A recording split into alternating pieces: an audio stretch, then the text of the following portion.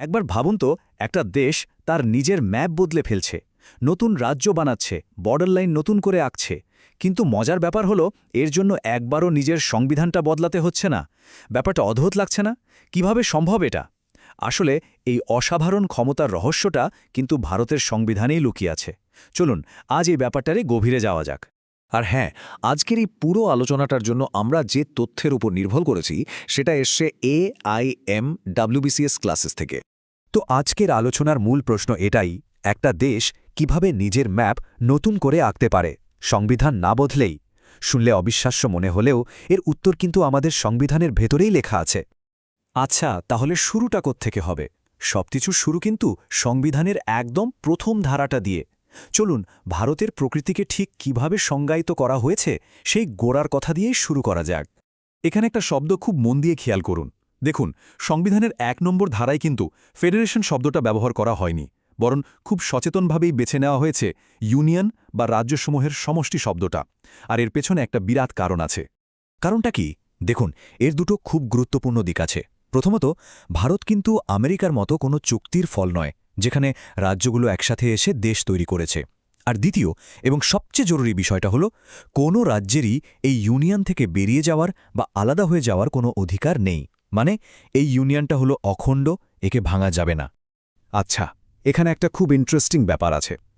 Union of India আর territory of India, এই দুটো কথা শুনতে একরকম লাগলেও এদের মধ্যে কিন্তু একটা সূক্ষ্ম পার্থক্য আছে। ইউনিয়ন অফ ইন্ডিয়া মানে হলো শুধু রাজ্যগুলো, কিন্তু টেরিটরি অফ ইন্ডিয়া ধারণাটা আরও অনেক বড়। এর মধ্যে রাজ্য তো আছেই, সাথে আছে কেন্দ্রশাসিত অঞ্চল। এমনকি ভবিষ্যতে ভারত যদি কোনো ভূখণ্ড অর্জন করে, সেটাও এর অন্তর্ভুক্ত হবে। তাহলে প্রশ্ন হলো, সংসদ ঠিক কোন ক্ষমতা ব্যবহার করে এই ম্যাপটা বদলাতে পারে? চলুন সংবিধানের সেই বিশেষ টুলবক্সটা একবার খুলে দেখা যাক। এই টুলবক্সে প্রধান দুটো হাতিয়ার হল আর্টিকেল 2 আর আর্টিকেল 3। ভাবুন, আর্টিকেল 2 হল একটা গেটওয়ে বা প্রবেশদ্বার। এর মাধ্যমে বাইরের কোনো অঞ্চলকে নতুন রাজ্য হিসাবে ভারতের অন্তর্ভুক্ত করা যায়। আর আর্টিকেল 3 হল একজন ইন্টিরিয়ার আর্কিটেক্টের মতো। এর কাজ হল দেশের ভেতরের রাজ্যগুলোর সীমানা, আয়তন বা নাম পরিবর্তন করা। প্রসেসটা কিন্তু শুনতে বেশ সহজ সরল। স্টেপ 1, রাষ্ট্রপতির অনুমতি নিয়ে সংসদে একটা বিল আনা হয়। স্টেপ 2, যে রাজ্যের সীমানা বদলানো হবে তাদের মতামত জানার জন্য বিলটা সেখানে পাঠানো হয়। আর ফাইনাল স্টেপ, সংসদ সেই বিলের উপর ভোট দেয়। কিন্তু এখানেই আসল ব্যাপারটা লুকিয়ে আছে। আসল ক্ষমতাটা কোথায় জানেন? ওই যে রাজ্যের মতামত নেওয়া হলো, সেটা কিন্তু পার্লামেন্টের জন্য একেবারেই বাধ্যতামূলক নয়। মানে রাজ্য সরকার হ্যাঁ বলুক বা না বলুক, পার্লামেন্ট চাইলে নিজের সিদ্ধান্তই নিতে পারে। এক কথায়, ভারতের ম্যাপের উপর ফাইনাল কন্ট্রোল কিন্তু কেন্দ্রের হাতেই। আর আর্টিকেল 4 পুরো বিষয়টাকে আরও সোজা করে দিয়েছে।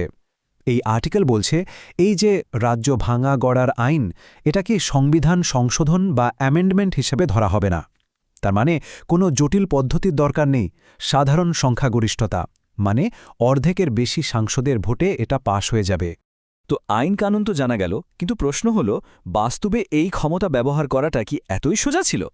চলুন এবার একটু ইতিহাসের পাতা উল্টানো যাক, দেখি এই নিয়ে কি পরিমাণ বিতর্ক আর সংঘাত হয়েছিল। স্বাধীনতার ঠিক পরেই রাজ্যগুলোকে নতুন করে সাজানো নিয়ে একটা বড় বিতর্ক শুরু হয়। পরপর কয়েকটা কমিশনও তৈরি করা হয়েছিল, যেমন ধরুন এসকে ধর কমিশন আর জেভিপি কমিটি। এরা সাফ জানিয়ে দিয়েছিল যে ভাষার ভিত্তিতে রাজ্য গড়া যাবে না, প্রশাসনিক সুবিধার কথাই ভাবতে হবে। কিন্তু তারপর এলো ফাজাল আলী কমিশন, আর তারা প্রথমবার ভাষাকে রাজ্য গঠনের একটা ভিত্তি হিসেবে মেনে নিল, যদিও তাদেরও কিছু শর্ত ছিল। তার মানে প্রথম থেকে সরকারের অবস্থান ছিল একেবারে পরিষ্কার। রাজ্য ভাগাভাগি যদি করতেই হয়, সেটা হবে অ্যাডমিনিস্ট্রেটিভ সুবিধার জন্য, ভাষার জন্য নয়। এই ব্যাপারে সরকার ছিল একদম নাছোড়বান্দা। কিন্তু তারপর এমন একটা ঘটনা ঘটল, যা সরকারের এই শক্ত অবস্থানকে একেবারে নাড়িয়ে দিল আর তাদের নীতি বদলাতে বাধ্য করল। 56, ঠিক 56 দিন। পট্টি শ্রীরামুলু এই 56 দিন ধরে অনশন করেছিলেন। তার একটাই দাবি ছিল তেলুগু ভাষীদের জন্য একটা আলাদা রাজ্য। তার মৃত্যুর পর এমন একটা রাজনৈতিক সংকট তৈরি হল, যা আর উপেক্ষা করার মতো অবস্থায় সরকার ছিল না। শ্রীরামুলুর এই আত্মত্যাগের ফল হল মারাত্মক। সরকারকে এবার নড়চড়ে বসতেই হল। মাদ্রাজ থেকে তেলুগুভাষী এলাকাগুলোকে আলাদা করে তৈরি করা হল ভারতের প্রথম ভাষাভিত্তিক রাজ্য, অন্ধ্র রাজ্য। আর এই একটা ঘটনাই ভাষার ভিত্তিতে রাজ্য গঠনের বিরুদ্ধে যত প্রতিরোধ ছিল সব ভেঙে চুরমার করে দিল। এই ঘটনার পর বিতর্কের মোড়টাই ঘুরে গেল। এবার আধুনিক ভারতের মানচিত্র তৈরির কাজটা শুরু হল। ফজল আলী কমিশনের রিপোর্টের উপর ভিত্তি করে ১৯৫৬ সালে এলো সেই ঐতিহাসিক রাজ্য পুনর্গঠন আইন। আর এই আইনটাই ভারতের ভেতরের ম্যাপটাকে নতুন করে এঁকে দিল। এই আইনের ফলে তৈরি হল ১৪টা রাজ্য আর তার সাথে ৬টা কেন্দ্রশাসিত অঞ্চল।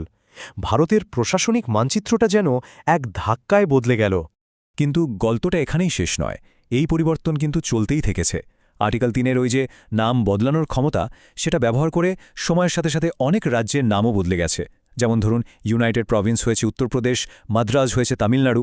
এই সবকিছুই প্রমাণ করে যে ভারতের মানচিত্রটা আসলে একটা জীবন্ত দলিল, যা সময়ের সাথে সাথে নিজেকে বদলে নিতে পারে। তাহলে শেষে একটা প্রশ্ন থেকে যায়, তাই না? যদি একটা দেশের ম্যাপ পাথরে খোদাই করা কোনো স্থায়ী জিনিস না হয়, বরং সেটা তার জনগণের ইচ্ছা অনুযায়ী নিজেকে বদলে নিতে পারে, তাহলে সেই দেশের পরিচয় সম্পর্কে এটা আমাদের কি জানায়? একবার ভেবে দেখবেন।